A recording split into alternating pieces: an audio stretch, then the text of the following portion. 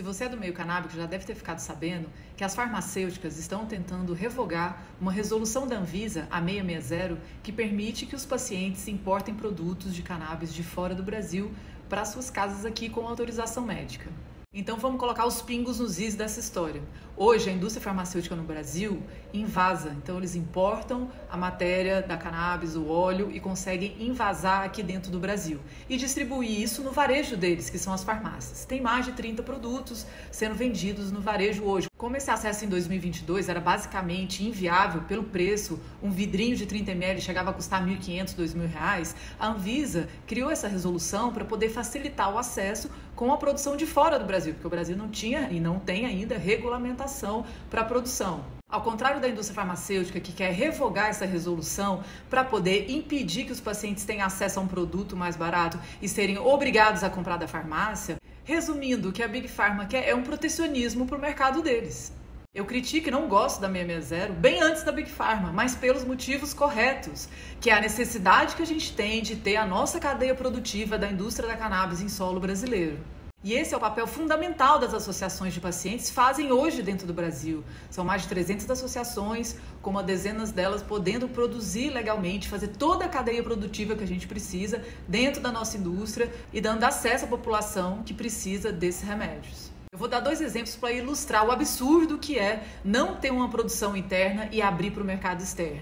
Primeiro, no Canadá, assim que eles fizeram a regulamentação nacional, a primeira coisa que eles fizeram foi criar um tipo de regulamentação que protegia o mercado canadense, que estava se iniciando e desenvolvendo, do vizinho avassalador que é os Estados Unidos. A população inteira do Canadá não dá a população da Califórnia, assim como a economia. Então, como você vai competir e criar um mercado interno sendo vizinho dos Estados Unidos? Fazendo um protecionismo, que foi proibir as empresas dos Estados Unidos de entrar no mercado da cannabis canadense sem fazer parceria com as empresas locais. Então, para as empresas dos Estados Unidos entrar no mercado, elas tinham que bater lá na porta e falar: oi, tudo bem? Eu queria ser seu sócio para poder entrar nesse mercado.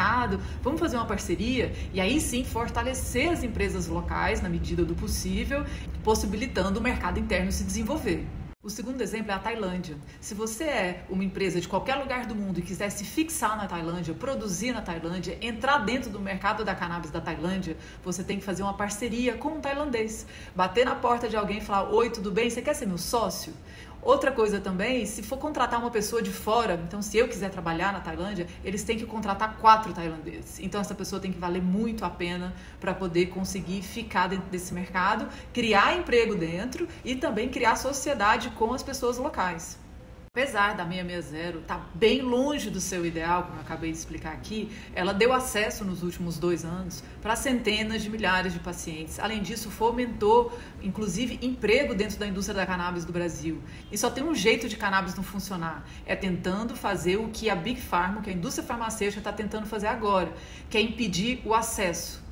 A moral da história, o que eu repito, tem mais de 5 anos dentro desse mercado, que indústria da cannabis não é indústria farmacêutica. Eles não podem ter o monopólio da produção de medicina e a gente precisa conseguir ter a nossa cadeia produtiva em solo brasileiro, com protecionismo sim.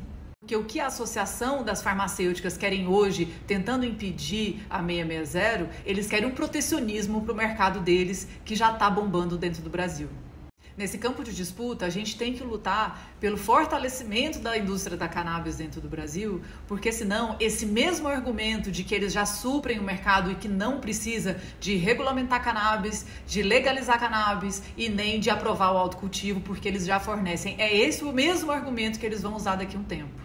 E mais do que nunca a gente precisa de leis que regulamentem esse mercado, que fortalece e que protege a formação do nosso mercado. Enquanto a gente tem dificuldade de se reconhecer como indústria e criar uma base sólida nesse mercado, a Big Pharma faz a festa.